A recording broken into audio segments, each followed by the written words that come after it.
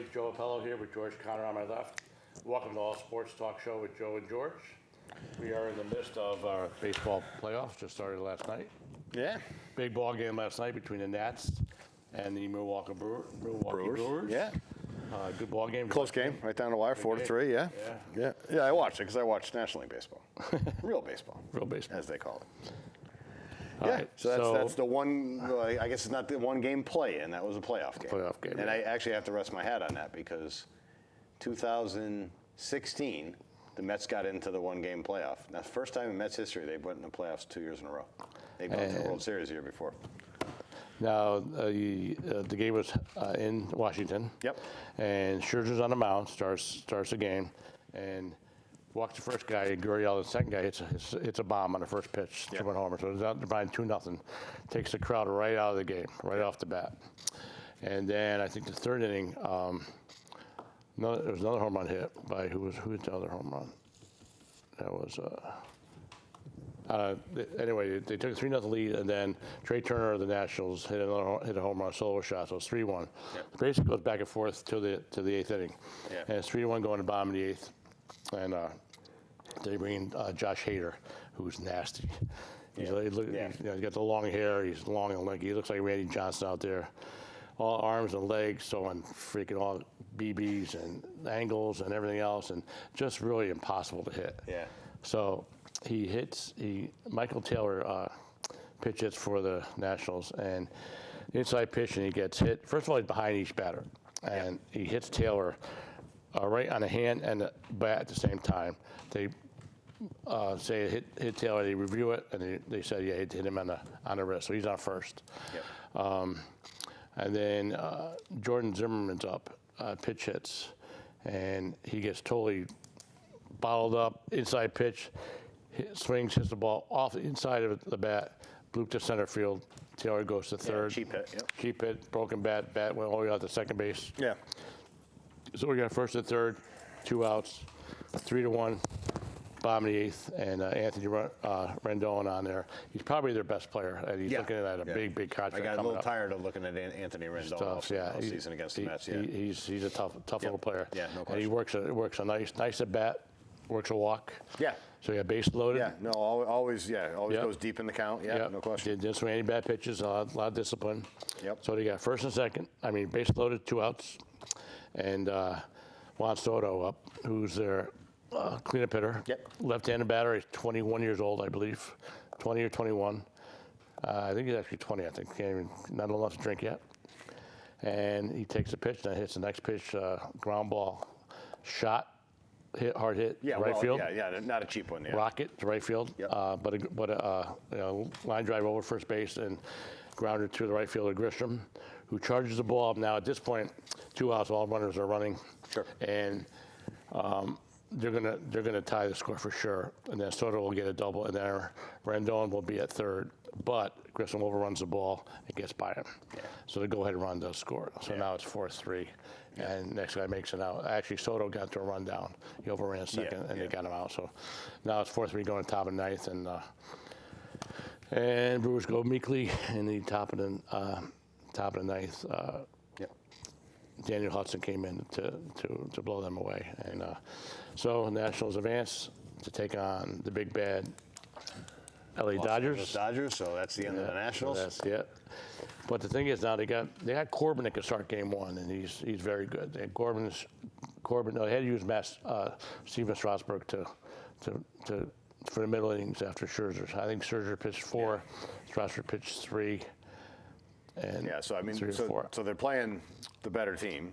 Yeah. And then they're handicapped because they're number 3 starter basically. Right. Their 2 starters can't go until maybe game 3. I'll have to look at the calendar and see if they have some spread. I don't know who their number 4. Who's their number 4 starter? I wonder. Who would pitch number 2? I don't even know. Anyway, so they advance. They can redo the roster because that one game was a playoff. So if they wanted to monkey with the roster to get some more pitchers every new series, whatever else, they can redo that now for the Dodgers. Yeah, that starts Thursday night. Yep. Tomorrow night starts Thursday. And tonight we've got what are we? October 2nd. We're filming this. So tonight you got the Rays and the A's. Yep. American League playoff, wild card playoff game. In Oakland. In Oakland. Yep. And they got Manassas is pitching against, who's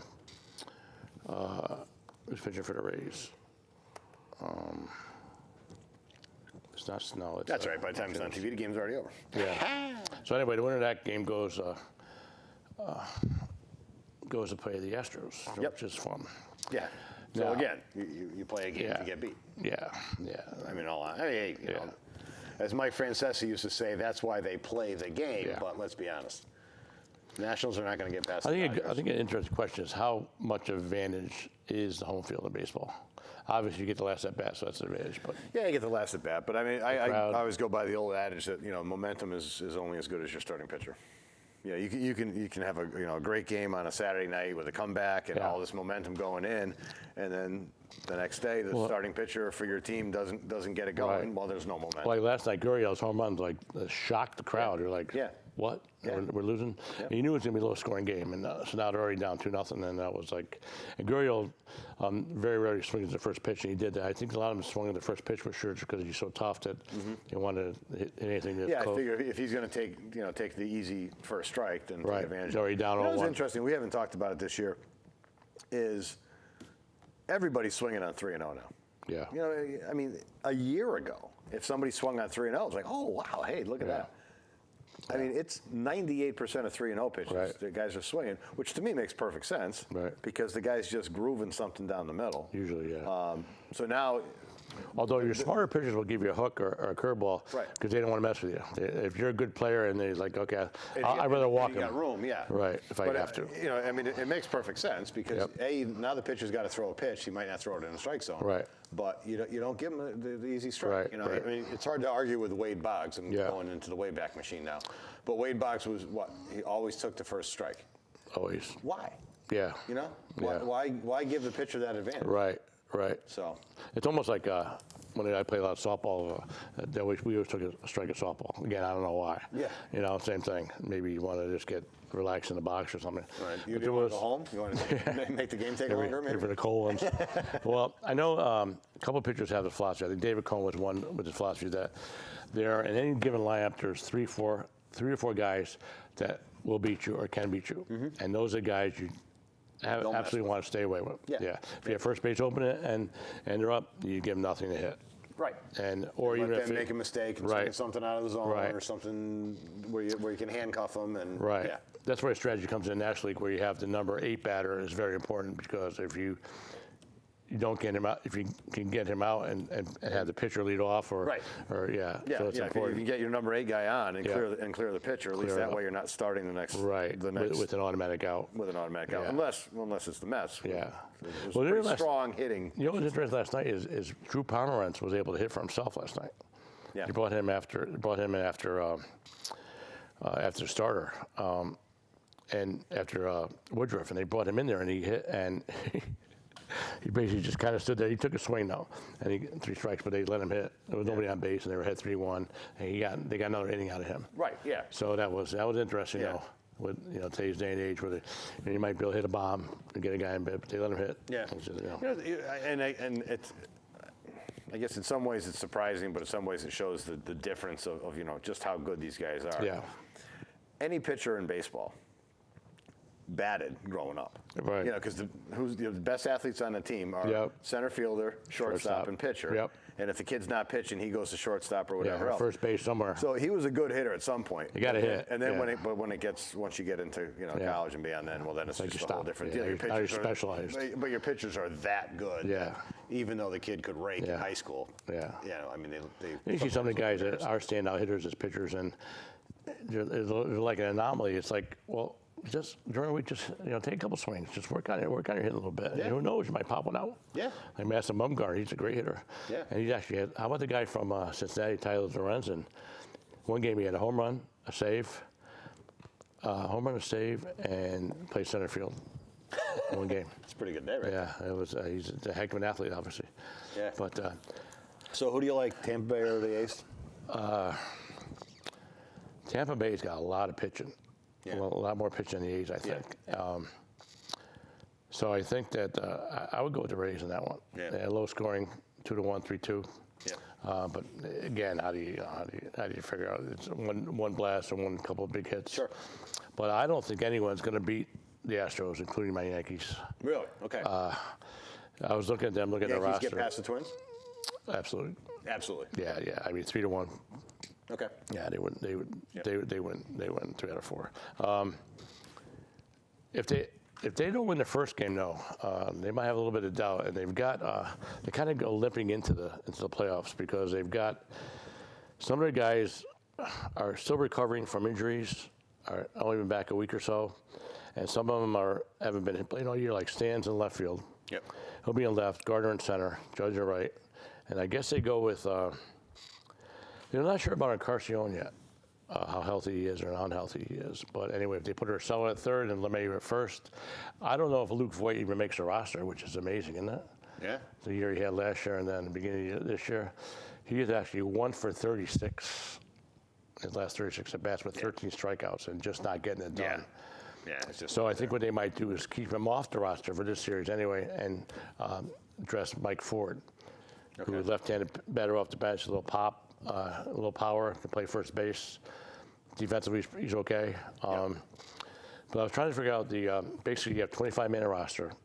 You have 12 and 13 usually, 12 pitchers, 13 infielders or fielders or vice versa. So if you're going to get the Yankees starting 8 guys, right?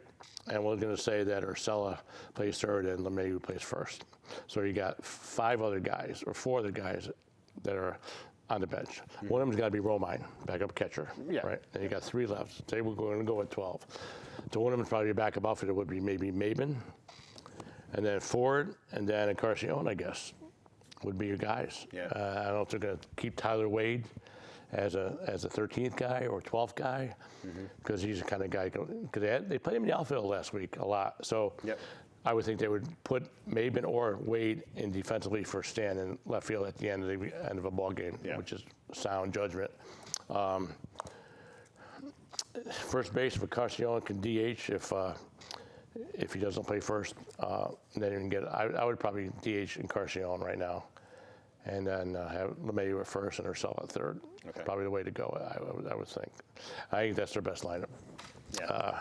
Stan had a good game toward the end. I think Saturday or Sunday he was 5 for 5, base 5 times, and he looked good. So, Who do you like in the National League? boy, first of all, the Nationals are tough out with those 3 tough pitchers: Scherzer, Strasburg, Corbin. Right. Short series. Right. They already used 2 of them. And 2 of them he can't use until game 3, at Right. the earliest. Yeah. Right. So you think the Dodgers get through? I would think so. I would think so with Kershaw, the guy, the Chinese guy there, Lu, what's his name? Liu. Yeah, and then Walker Buehler was the other guy. So there's 3 guys that are real tough, and they have And that's such a huge advantage because you only need 3 starters in the playoffs. Right. But the Nationals are going to have to use 3, 4, and 5. Right. Or 3, 4, and then maybe I go can't think 1. of their 4 starters. I can't off the top of my head. Braves, Cards. Boy, it's I think both those teams are really, Yeah. Braves had a good year. They're young though, and Cardinals are kind of like an unknown quantity. Yeah. I can't even tell you. I watch a lot of American League, not watching Yankees. You watch the Mets. Yeah. So I'm not real familiar with the National League, even the Cardinals. I mean, I couldn't tell you. Yeah. I couldn't tell you the best pitchers. Who's the best pitcher on the Cardinals? I can't even think. Yeah. Right now. To me, I mean, the Braves had a great. I mean, they coasted, through the NL East. Right. A really good young pitching staff. Yep. So the question mark is going to be how does a good young pitching staff hold up the first time they're in the playoffs? Right. Right. But I think it's going to be Dodgers Braves. I think the Braves get past the Cards. Cards also had to play right to the end. I agree. They were going back and forth with the Cubs and the Brewers and the whole thing, just trying to get into the playoffs. Yeah. So I think the Braves finally get through. Then the Yankees, I don't know how they're going to match up the rotation. They still have a named starter for Game 1. If it was me, I would. Which is tomorrow night? Friday night. Yankees play Friday night. Yeah. Okay. But the thing with That's right, because before Sunday, I would start Severino first game, but he got lit up on. He didn't pitch well. So how much does that play into it? You know what I mean? You know what? He probably didn't throw a lot of pitches. Got some rest. He had a bad first inning, but after that he was right. I still would go Severino Game 1. Yeah. See, I'm the other way. I mean, I almost look at a guy going into the playoffs with, like the year DeGrom had last year. Yep. Now, they didn't get to the playoffs, I understand. But, you have a run into the playoffs like he had, where he didn't get, it was 87 quality starts, this, that, the other thing, didn't get more runs. At some point, it's going to break. Yeah. So you almost want to have that throwaway game be something late, gets to the locker room early, doesn't throw a lot of pitches, gets it out of his system, kind of comes back. Right. It's inevitable it's going to happen from time to time. The Yankees got Paxton is coming off a glute injury or something. That they say he's okay. Then you got Tanaka, of course, who's you go Severino. You look at it this way: you start Severino first game, and you come in with Chad Green as your number 2 guy, and that's what I would do. But you get by game 1, then you got Tanaka and Paxton in 2 and 3, and you're in good shape, I think. Yeah. But I'm not sure what they're going to do. They haven't made any kind of a commitment yet, either way, who they're going to start in game 1. So the game's Friday. What, they having like noon on Friday or something? Or? No, it's Friday night, yeah. But they have to submit a roster at a certain point? I believe so. Yeah, I believe so. It's a home game, so everybody can be there and say, okay, you go sit in the stands, you go sit in the dugout. Yeah. It probably comes down to 1 or 2 guys. They pick the roster, and then, they'll name their starter probably Thursday, I'm sure. Yeah. They'll name their starter pretty soon, maybe even today, who knows. Yeah. But to give them, but it's funny because the Twins and the Yankees are similar. I mean, one team, I think the Twins had 307 home runs as a team, which is a major record, and the Yankees had 306. So you're looking at kind of mirror images power-wise anyway. Similar ballparks? Is Minnesota kind of a small? Yeah. Yeah. Because Yankee Stadium's good hitters park. Yeah. Definitely. So a lot of runs should be scored, but who knows there and then. Yeah. That's why I'm looking at like the Astros. The reason why the Astros are so strong is they've got the least amount of strikeouts as a team in the majors. Yeah. So they obviously make contact, put the ball in play, and I think in playoff games that's so important. Hit the ball. Whereas the Yankees and Twins are either home run or bust. Especially the Yankees are home run or strikeout a lot of times, and it drives me crazy. Yeah. They can't play, or they won't play, or they refuse to play small ball. Yeah. No matter what, because of the Bombers. Which is why I like watching the National League. Right. To me, it's there's strategy. There's move a guy over, or move the line, do something to you can even force the team to pull their starter because you tease them and you get somebody on and in the 6th inning or something like that. You can get them out. But with the Astros, the main thing about the Astros, they've got 4 starters batting over 290, and 1 starter batting over 300. Yeah. They've got Springer's at 292. Tuve is 297. Bregman's 294.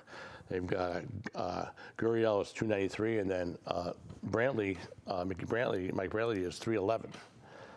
So I mean that's 5 out of 5 out of 8 positions. 5 out of 9 positions actually, and they just move the ball and they get it with power. I mean, and look at that starting rotation they got. Oh my goodness gracious, they got it's just Cole and Verlander, probably 2 best pitchers in the league.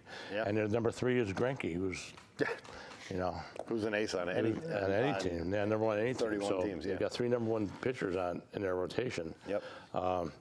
And they're going to get 6 innings out of each of those guys, no matter what. So you want to. I think the strategy to beat them, the only way to beat them, is try to up that pitch count to Cole and Verlander if you possibly can. Yep. Get them out of the game in the 4th or 5th inning. Follow it off. Anything out of the zone. With 100 pitches, and make the Astros make a choice to keep them in there for another inning. Yep. Then go 115 pitches, or you make them go to bullpen. Now you can do some damage on them. Right. Yeah. Right. But we saw it last night. You make a simple mistake with a pitch, and all of a sudden, boom. Now it's. What drives you nuts about relievers too is with the guy Hader is like you got those strikes. Like Mariano Rivera, these guys come in, and the first pitch is always a strike. Yeah. Always. You're always ahead of the batter. So he's always on the defensive. If you throw the ball over his head, outside, now you're 2-0, and the guy's like, not really throwing the ball anywhere. So that's so huge in that. What a great segue to the. We'll do the eulogy of the New York Mets now. Absolutely. For the season. Yeah. Now, again, as a Mets fan, how would you happy with the season. How would you analyze your season? How would you critique your season? I would critique it as we had a great year. Successful? Absolutely successful. All right, why? In contention for a playoff spot. Okay. All the way down to, so 162. 153 4 games. Legit, they're right in there to have it. First playoff spot. No real, of the starters, no major injuries. They all had good years. Now, Syndergaard had probably his worst year as a Met, but was still strong. Wheeler got 11 wins. DeGrom, we were talking before the show, probably another Cy Young year. Exciting young players. The most exciting being Saturday night. Let's stay with the pitching first of all. You've got your starters. You've got Stroman, Wheeler. Don't start with the ex-Yankee. No, I'm leading up. You're going backwards. He's not ex-Yankee. You're going backwards. Yeah, Stroman, Wheeler, Syndergaard, DeGrom, and Matz. Now, Wheeler's probably gone. Wheeler's probably gone. Okay, see, I think they do the other. I think they probably let Wheeler go because he's a free agent. Is a contract year. Right, but now, they've got Syndergaard for 2 years. I don't want to see him go. Right. But I think Should they keep him? Wilpons probably not going to pay him $18 million a year. Right. Yeah. So that's what I think is going to happen. Now, the Mets have not been grooming in their farm system any great guys to come in and be a starter. So, it's a trade. It's pick somebody up off of free agency. I think they have a little luxury there because if you go DeGrom, Syndergaard, Matz, Stroman, you can get a retread in the fifth spot and kind of go with that. Yeah. What they absolutely need to do is look at their bullpen. Right. Not look at it. I think kind of like in the middle relief because they've got. Yeah. And if Diaz comes back, like he could. I'm going to say it here on taped television. Say it. He's going to have a great year next year. I agree.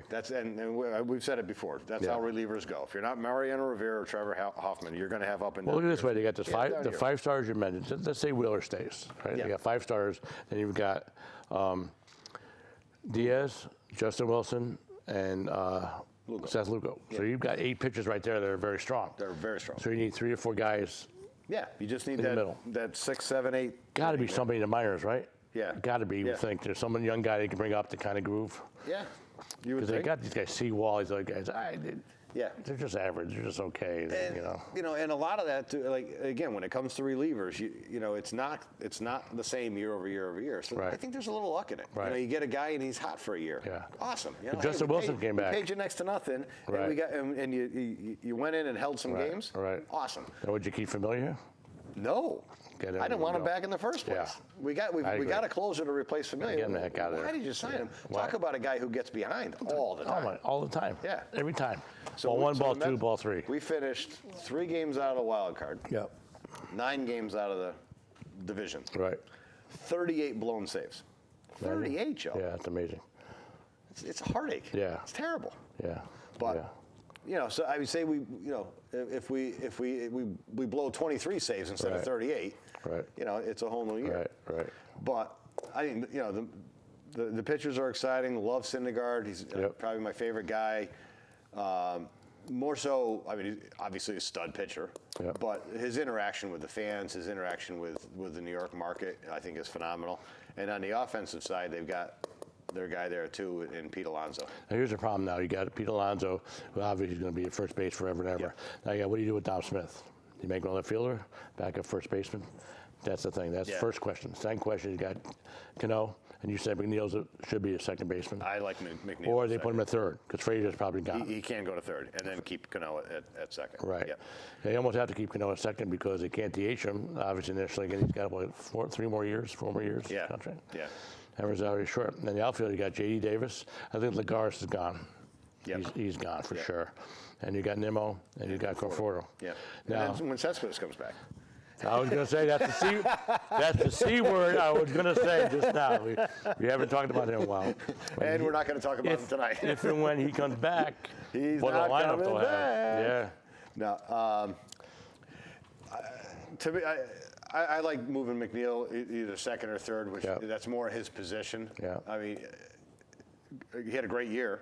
I think he ended up 327, 328, but playing out of position as a young kid. Think about it this way: if everything falls into place, and you have Cespedes in left, I guess you got to put Conforto in center.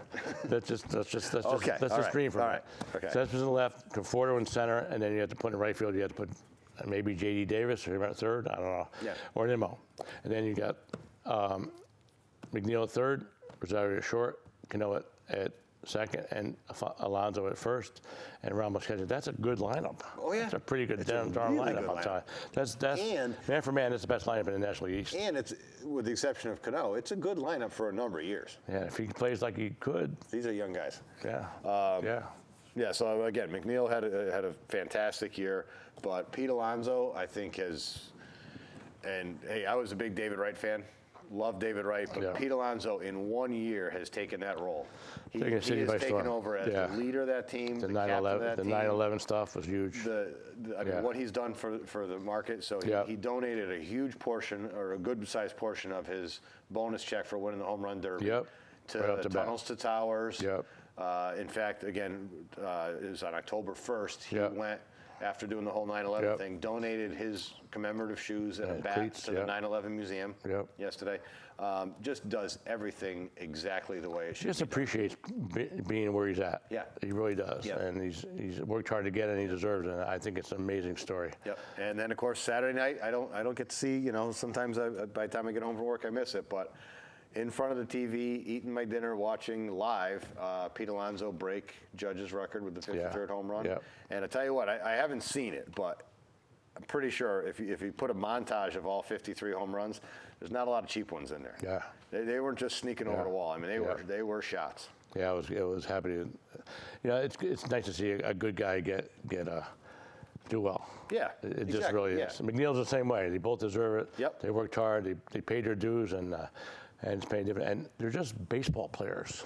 Yeah. You know, they're just like baseball guys that love the game and play hard and play the game the right way. That's why they're fun to watch. They're Yeah. very fun to watch. No And question. Rosario came a long way too from the beginning. He had a nice year. Hey, Rosario gets better every nice week. year, yeah. Every week he gets Yeah. better. Yep.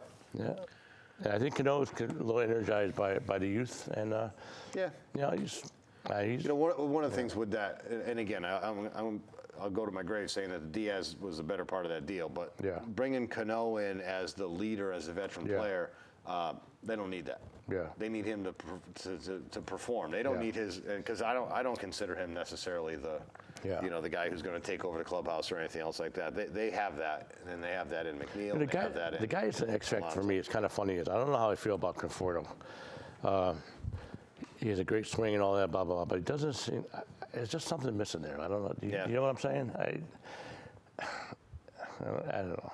Whether he doesn't get a big hit or, I mean, he had 30-something home runs, but I mean, I don't know if he's all he's cracked up to be, Yeah. but that's the only thing. But, So, you know.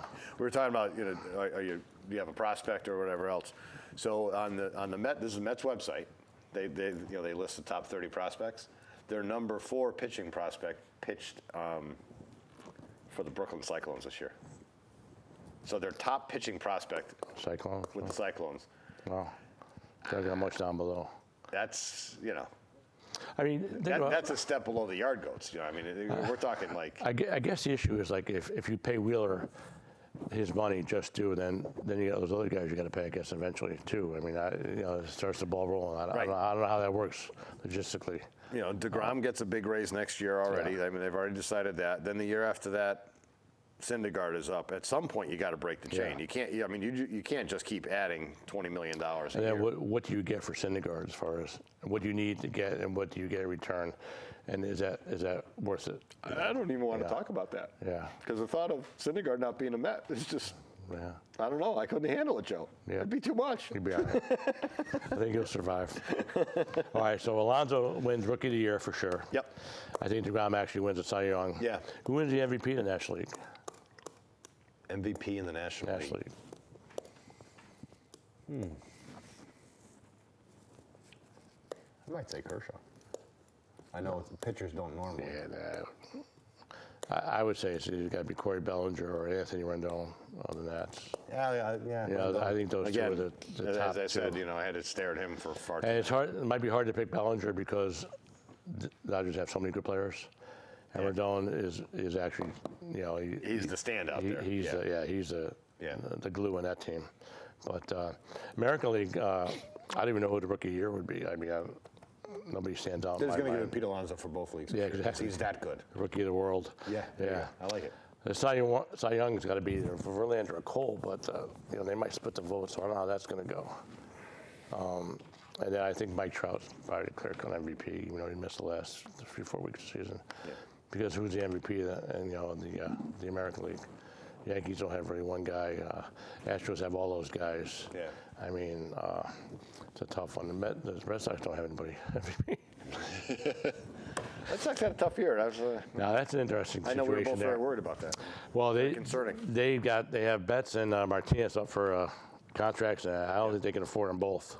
Yeah. So that's the issue with that they're facing in that situation. So that should be fun to watch, interesting to watch how that plays out. What they do with that. Mm-hmm. Yep. Betts could have signed during the year, but he didn't, and I think he's going to test the waters. And Davis, Davis is basically a DH, so he's going to stay in the American League. But I think Betts tests the waters. Let's see what happens there. That should be fun to watch. So we're basically picking the favorites. We're picking the Dodgers and the Astros. Dodgers over the Braves, Astros over the Yankees. Yeah. And then, what do you like there? I still think one more thing with the Yankees. I think Severino is the wild card. If he pitches like he can and like he did 2 years ago, they can match the Astros. Okay. And the strategy being get to their bullpen. Yeah. I think they got a good chance there. And then obviously, they got to hit the long ball because they don't seem to be hitting the short ball. Yeah. So. And then that's scary because it's just is it the right pitch? And then you get the right pitch and you it drives you nuts. You can't shorten up on your swing. Take the ball to right field. Yeah. Get on base and move the line. Let someone else. I don't understand that. By the way, for you, Joe, and for the folks at home, mark your calendars. March 26, 2020, the Mets host the Nationals for opening day. Okay. Might be a little chilly, but maybe we go down and have There you go. Could have a little Shake Shack burger. Hot chocolate. Sitting up there in the Coca-Cola porch or the Pepsi porch or whoever. Yeah, one interesting thing I heard, I don't know if you heard this thing about basketball. Let's jump to basketball for just a second, just break it up a little bit. In the D leagues or lower leagues, are experimenting with free throws. Did you hear this at all? No. All right. So I think this is pure genius. I don't know if it'll come to fruition, but to me, it's amazing. When a guy gets fouled, he gets one foul shot worth whatever shot he was taking. So in other words, guy takes a 2-pointer, right? Yeah. And he gets fouled. He gets one foul shot worth 2 points. Making a three-pointer. Get one foul shot worth 3 points. The thought is interesting? to Speed the game up. This guy sitting there and following everybody else. I think it's genius. Yeah. So a guy takes a 3 and misses it. He gets one foul shot or 3 points or no points.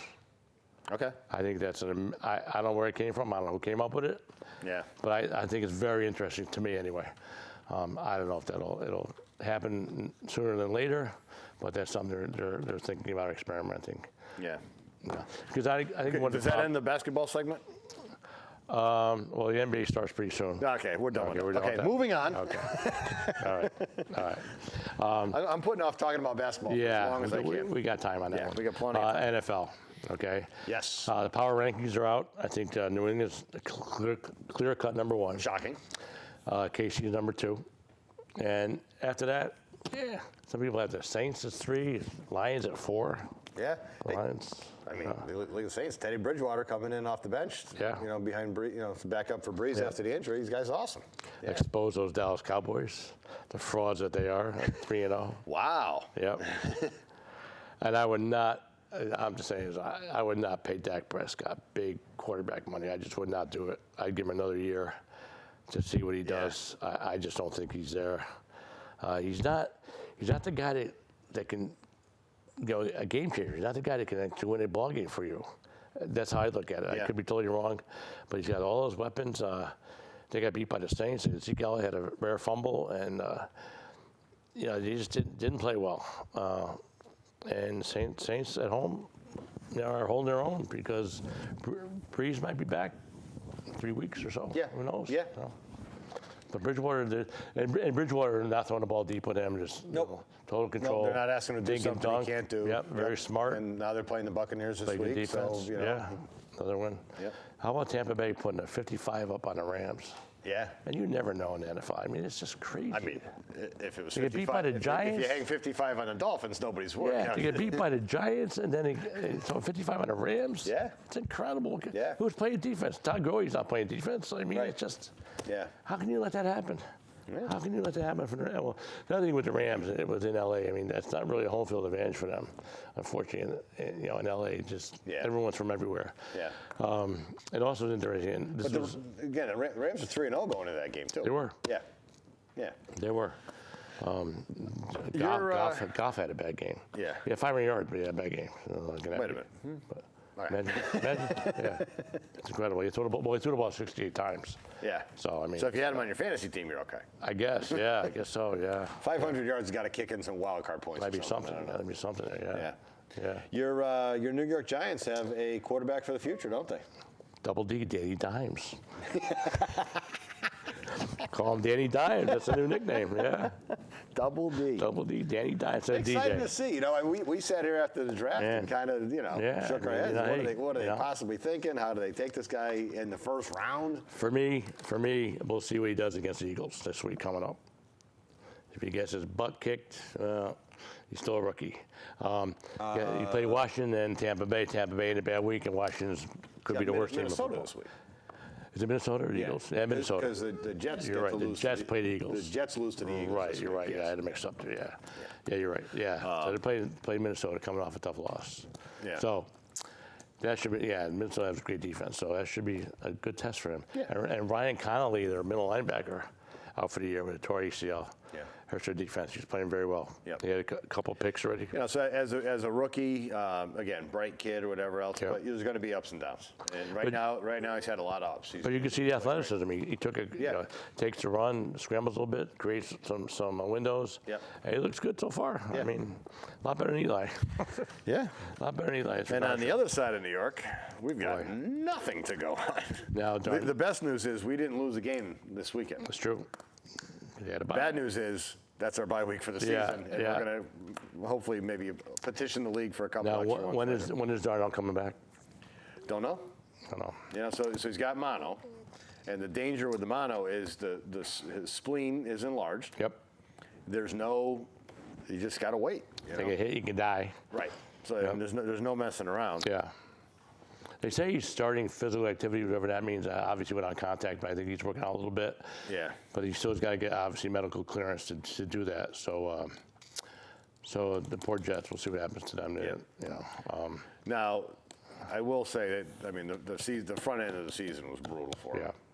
Yeah. They do get into a little softer schedule here Yep. coming up pretty soon, so they're not going to go 0-16.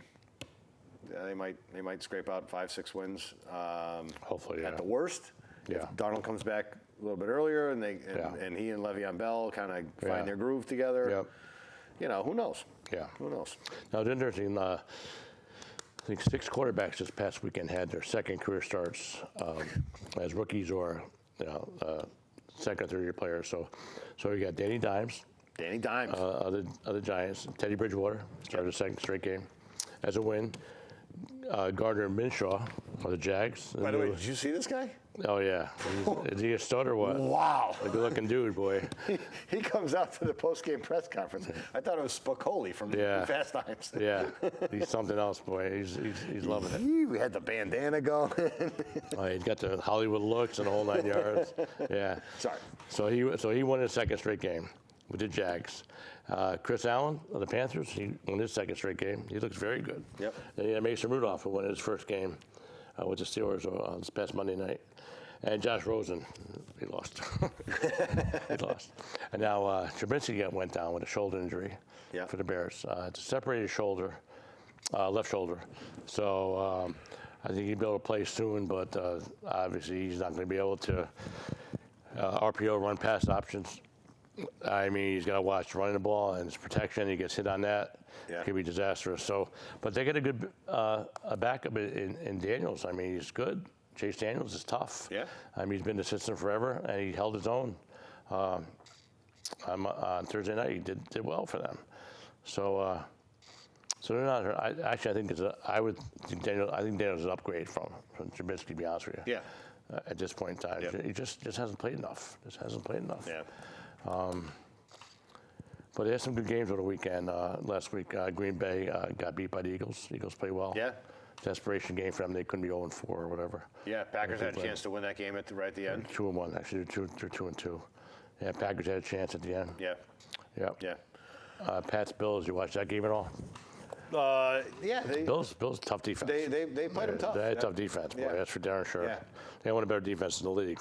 Yeah. And Brady was under Fortunately, the pressure. defense wasn't good enough to hurt Tom Brady. Yeah, I mean, for a few weeks. the Bills threw 4 picks, and the only one, and Pats only won by 6. So I mean, that was a tough game. They actually could have lost. They easily could have lost that game. Yep. Giants beat the you know what out of Washington. Yeah. Washington just Washington hurt. got nothing going. They threw Haskins in there. That poor guy. They threw him in there. He looked totally low. He's like a little leaguer out there. He threw a couple of picks, and it's just not fair to throw him out there after whether he had first team reps or not. Just to go in that kind of game like that. Yeah. And, that was tough on that one. Saints Cowboys we just talked about. Cowboys got beat on that, and then KC Detroit. I guess KC got lucky in that one. Detroit should have won that game. Yeah.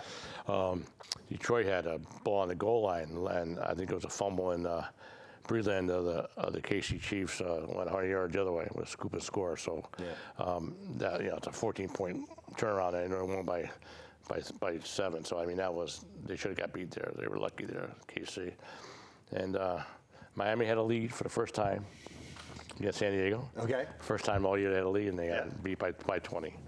So Well, it's a tough. if you're a Dolphins fan, you got to love that game because you're coming around. Yeah. You didn't give up 50 points. Yeah. And then your power rankings, you got the Pats, KC, Saints, Lions. Packers are 5, Cowboys are 6. And they play Bears, this week. They're all right? they're all kind of mismatched. Green Bay there. goes to Dallas, I think, this week. Yeah. Yeah. So that should be interesting. Jets are what, 3, 4? Jets are 3 or 4 from the bottom. Oh, okay. Yes, yeah. Jets are 27, so they're 5 from the last. So who was it, Bengals in last? No, Miami. Oh, yeah. Miami's 32. Redskins are 31. Bengals, Cardinals. Bengals had the Redskins, okay. Yeah. And then the New York teams. Broncos, Jets, Falcons, Giants. Falcons are another team that. They nothing going on. What the hell's going on with them? I mean, they got nothing going I'm not a big Matt Ryan fan. I just don't think he's the answer either. Yeah. He's like a Kirk Cousins. Guys are just like, I don't know what they are, but they're just not Flacco. They're like veteran guys, but they just don't. They don't see it. They just haven't gone to that next level. They should be at this point in time. Andy Dalton, same thing. They're all like, Yeah. Bleh, They kind of peaked. Maybe whether it's the system that they're in. Yeah.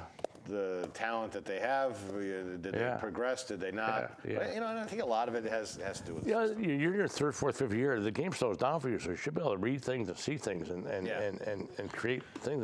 You're just not doing it. So you might put it on the team. It's the team, it's the coach, it's the offense. There's so many factors. Yeah. When Tom Brady's not there, they have somebody they can plug into that system, and it's not Tom Brady, but it's really, really good. And Brady looked human against the Bills. He didn't look good at all. And he'll do that. 3 or 4 games a season. Somebody's going to have a scheme that he, doesn't quite handle. He'll come back next week and throw for 400 yards and be like, 20 for 25. Exactly. But now NCAA and college football. I want to talk about this. So California, it's not set in stone or whatever else. But they basically passed a law saying that I think it's 3, maybe even 4 years down the road, that college athletes they would own their in California, right? Name, likeness, images, or whatever else. So only for California schools, as of right now. Yep. They could also go out and get endorsement deals. Yep. Now, the endorsement deal is, say, if UCLA is an Adidas school, and Adidas supplies. This is when that happens. When you're watching UCLA play football, and they have the Adidas logo on their shirts. I think they're Adidas. I'm not sure, but it just as an example, that's the entire school. Yep. So you don't have Adidas for football and Nike for basketball or whatever else. Right. So the players are Nike, Adidas, and Under Armour. Right. Those 3 companies are going to have. Yep. So if you go to UCLA, which is if they are an Adidas school, as the quarterback, you can't sign an endorsement deal with Nike that requires you to wear Nike sneakers or whatever else. So there is that, but it's not the schools paying a salary to these kids. It's the kids able to own their likeness and their brand and market themselves. Again, it's 4 years down the road. Florida's got one that they haven't voted on or anything else like that, but that would be like 18 months down the road. So something's going to have to happen here because you got, say a great kid from wherever who Arizona, University of Arizona and USC are both really going after the same guy. Well, see, I can get a full scholarship and go to University of Arizona, Yep. or I can get a full scholarship and I go to USC and sign a deal with, Gatorade or whatever, and make a couple $100,000 a year. Right. And then the athlete has to say, well, do I need to do that? I'm going to be a top draft pick anyway, and I'm all set. Do I need to do that? My ego has to do that. That's probably the biggest question I would think. Yeah. They really want to put themselves out there. I mean, some of these guys could do like autograph signings at a mall. Yeah. And charge $25 a pitcher or something. Yeah. On a Saturday afternoon. Sunday afternoon, actually, probably. I don't. That opens up a lot of can of worms. So It does. So right now it That's it. creates an imbalance. If the Florida thing doesn't happen and California's 3 or 4 years down the road, and I'm not happy about this, but what I think would happen is every state would fall in line because You have to. How can the Texas schools let the California schools do that without now we Right. need something, and then so then Texas does it, then Florida does it, then I think it closes up. And the then whole thing. And so now you've got professional athletes playing college athletics. Now you have to do is that are they paid already in some respects? I mean, you hear those stories where a guy has a great game and his boots are like rolled up $100 bills. I mean, or a booster comes up and way to go, son. Here, Here's the here's $100 a Ferrari on the backyard and nobody knows about it. Yeah. I mean, those are age-old But stories. even on the up and up, Yeah. you get a kid going to, I don't know, name the school, and he's getting $250,000 education for free. Yeah. So one of my thoughts on this is if I bring you in as a scholarship athlete, Yeah. because he's fast and he's got a great arm. So I bring you as a go for two scholarship there. or whatever else, and then you sign an endorsement deal with Powerade. Yep. I want my scholarship back. Right. Why are you making $100,000 a year? Right. Off of the Powerade thing, and Yeah. then whatever else you're doing autograph signings, then you got to pay for college. Yeah, that's and then that frees up. Well, it does a lot of things. Yeah. You could actually reduce the number of. Well, I think a lot of these scholarships guys that you have the campus jobs, which are you show up somewhere and they get paid $100 a week for just you open up a door or something, or you're watching the gym or something. So I think there's so much stuff going on that I don't know how it'll ever fix itself if it will. So I mean that's Now on the basketball side, I think I think there's already a huge problem in college basketball where you've got your University of Kentucky's where again Joe, who's got great ups by the way. Yeah. Good from 3 points, can dunk. You go down to Kentucky as a freshman, you got to get through one semester, and then you're done. Right. You got to get through fall semester your freshman year. Just don't screw anything up for the first couple months of the spring semester. Right. You get you do it, and then you're out. Yeah. So now you did your college obligation, and you made $250,000. If you're a top prospect. And at Kentucky, that's really all you're bringing in. I mean, there's not a lot of seniors there. Yeah, then you tear your knee up, and then you're a security guard with no college education at 19 years old. Yeah. If you don't. Yep. Yeah, and that happens all the time. Yeah. Football-wise, Alabama is ranked number 1. Clemson is number 2. Clemson hasn't looked good so far. They survived. Shaky. Yeah. They survived North Carolina this past weekend, 21-20, and North Carolina went for 2 and didn't make it. Yeah, and you can't be struggling against That's North tough, Carolina. And Syracuse they had a tough first half. Georgia's 3, Auburn's 4. Auburn looks very good. Auburn's played some tough teams, and they're 4-0. LSU looks unbelievable with their new offense, and you've got Ohio State and Oklahoma look fantastic too. So I mean, you've got those 4 or 5 teams that look unbelievable, and I think they're all better than Clemson at this point, unless Clemson really gets it together. Yep. Now UConn played UCF this week down there. 56 to 21. 21. The line was 42. Line early in the week was 47, I think. Yeah, 42. I mean, that's incredible. I've never seen a line that big. Have you? Yeah. No, that's Not 40. I mean, 35 or 40, but not 42. occasionally, like you see a 37, 38, like the charity games where some team will go to Yeah. the big house and I pay $1 million and make to play. Yeah, exactly. Yeah. You know, this is actually it's still a conference game this year. yeah. The you know what's interesting is De'Aaron King. This guy is quarterback for Houston, University of Houston. He's a senior, he's a redshirt senior, so he has one more year of eligibility. Okay. And he played 4 games, and they were 1-3. Houston, University of Houston, and he decided to redshirt, which was interesting on a lot of levels. First of all, he said he's not going anywhere else to transfer, which is, I think, bull. Yeah. Why would you do that? Why don't you just stay there and finish out your senior year? Yeah. You know, and he was seen talking to some guys from Oklahoma. So when Jalen Hurts leaves Oklahoma, De'Aaron King goes right to Oklahoma and be their 3rd or 4th possible Cy Young winner, Heisman Trophy winner in a row. But that remains to be seen. But how does that play out with your teammates? Where you've been there for 4 years, working hard, and all of a sudden you're seeing like, oh, I'm going to sit out a year. You're not hurt or anything, but you think it's going to help your draft test or your pro test, whatever. It's interesting on a lot of levels, and I don't know how to feel about that. You know, obviously it's his right, do whatever he wants with it. We talked about this a few shows ago. I mean, I'm not a fan of, you know, maybe I didn't perform, and the coach went out and recruited somebody to replace my spot the following year. Yeah. You know, you make a commitment to. Then he went out and spanked somebody this past weekend. I forget they beat somebody by 30, 40 points. I forget who it was, but yeah, he went out anyway. But I'll tell you right now that he would not redshirt if he didn't have a good backup coming in there, someone that can play quarterback for them. They're not going to give up the whole season on that. Just not going to do it. Yeah. Heisman Trophy candidates right now. You got Joe Burrow from LSU, who is killing it. Yeah, LSU's back. Mean, They're back to the got a pretty good Heisman race. You got Joe Burrow, Tua, Jonathan Taylor from Wisconsin, who's a great back, and you got Jalen Hurts and Justin Fields. They're both playing very well, and then you've got Trevor Lawrence on the outside looking in. So you've got some interesting candidates there. So the Huskies, another little bit easier game this week. What do they got? South Florida instead of Central Florida. How are they, South Florida? I don't even know. I mean, they got beat by SMU last week. I mean, they're not a top 30 team. They use that momentum of the 35-point loss to propel them to victory. Not the 42-point loss. Yeah. And just in case you're interested in that. Entertainment purposes. Women's basketball, the WNBA is in their finals. They got Connecticut versus Washington. Yep. Elaine Dalla, she got hurt last night, and Connecticut tied up 1-1.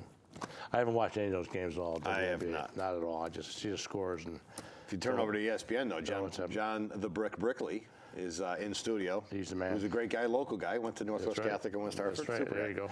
Yep. Yeah. Let's do our usual wrap up. Some guy in golf gave the crowd a finger. What's going on with that? So on in Korea, their professional tour. The guy's he's the leading money winner on the tour, and some fans were heckling him, and he gave him the 1-finger salute, and he got suspended. Joe, he got suspended for 3 years. Wow. First of all, I got a couple questions. What would provoke you to give them that finger that they were yelling at you that bad? Just walk away. Maybe they didn't like his pants. Second thing, like you said, the penalty. Does that fit the crime? Oh my God. I'm gonna go on the thought that the guy didn't know that he was gonna get. They should spend those fans for 3 years. That he was gonna get. That he was going to get that. So, I thought that was little. I think a little harsh on the punishment there. But so we got. Let's see, coming up, President's Cup coming up, which is U.S. versus the world less Europe. Okay. Historically, just trouncing. Got your big dogs in there. You got Justin. What's his name? Thomas. Is that his name? Justin Thomas. Corey and. Dustin Johnson. Justin, that's right. Tommy Fleetwood. Tommy Fleetwood is from England, so he's not allowed. Oh, okay. Okay, and so but I think this year they actually have. I think it's. I know you won't watch it, but I think it's worth watching because they. I think the internationals have a chance. We got 10 seconds. All right. Well, we're both picking the Dodgers and the Astros to make it to the final, to the World Series. We'll see what happens. We'll talk about that halfway through. George, good job, boss. Thank you. All right, we'll see you.